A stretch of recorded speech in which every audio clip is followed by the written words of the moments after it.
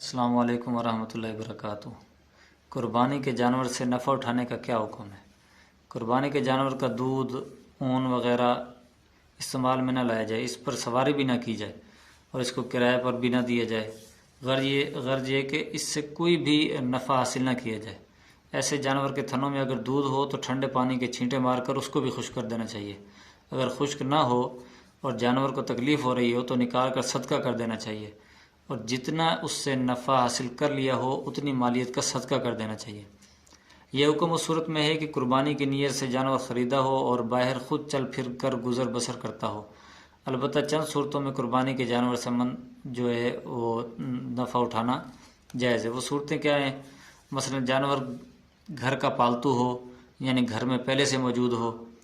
اسی طرح جانور خریدا ہوا ہو لیکن خریدتے وقت قربانی کی نیت سے نہ خریدا ہو بلکہ دودھ وغیرہ کے لیے خریدا تھا، تو اب اس میں قربانی کی نیت کر لی ہے تو اس سے بھی نفع اٹھا سکتے ہیں۔ تو یہ مسئلہ بدائع الصنائع کتاب الوضیہ میں موجود ہے، فتاوی ہندیہ موجود ہے، اسن الفتاوی اس میں موجود ہے۔ تو ان تمام کتاب میں یہ مسئلہ موجود ہے۔